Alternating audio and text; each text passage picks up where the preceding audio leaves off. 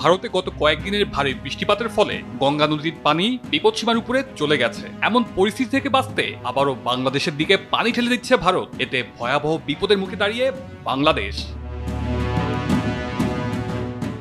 আগামী 3 দিনের মধ্যে দেশের 15 থেকে 20টি জেলা ভয়াবহ বন্যার কবলে পড়তে পারে বলে আশঙ্কা করা হচ্ছে।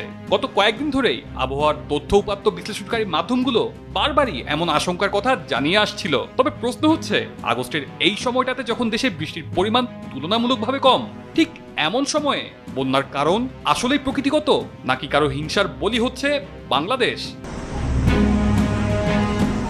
জুলাই মাসের শুরু থেকে আগস্ট পর্যন্ত ভারত ফারাক্কাবাদের গেট বন্ধ রেখে পশ্চিমবঙ্গ, ঝাড়খণ্ড ও বিহার রাজ্যের মধ্য দিয়ে বয়ে চলা গঙ্গা নদী এবং এর শাখা ও উপশাখার নদীগুলোর মধ্যে রেকর্ড পরিমাণ পানি আটকিয়ে রেখেছে।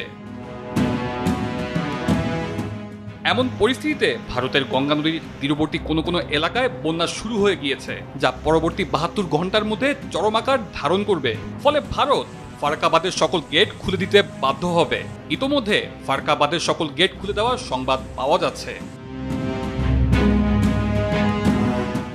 ফারাক্কাবাদের উজানে যে পরিমাণ পানি জমা রয়েছে তা কমানোর জন্য ফারাক্কাবাদের সকল গেট কমপক্ষে 1 থেকে 2 সপ্তাহ খুলে রাখার আশঙ্কা করা হচ্ছে, যার ফলে আগামী 24 ঘন্টার মধ্যে পদ্মা নদীর এবং এর শাখা ও উপনদীগুলোর তীরবর্তী জেলাগুলো বন্যা কবলিত হওয়ার প্রবল আশঙ্কা করা হচ্ছে। সামাজিক যোগাযোগ মাধ্যমে এমন তথ্যই জানিয়েছেন আবহাওয়া ও জলবায়ু বিষয়ক গবেষক মোস্তফা কামাল পলাশ।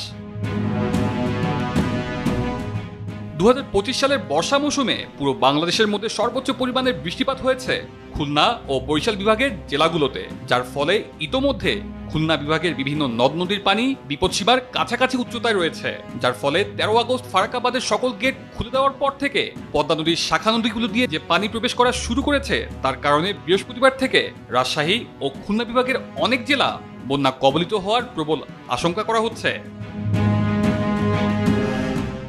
ইতোমধ্যে রংপুর বিভাগের তিস্তা ও দুধকুমার নদীর পানি বিপদসীমার উপর দিয়ে প্রবাহিত হতে শুরু করেছে। ফলে আজ থেকে নীলফামারী, কুড়িগ্রাম, লালমনিরহাট, গাইবান্ধা জেলার অনেক এলাকা বন্যা কবলিত হতে পারে।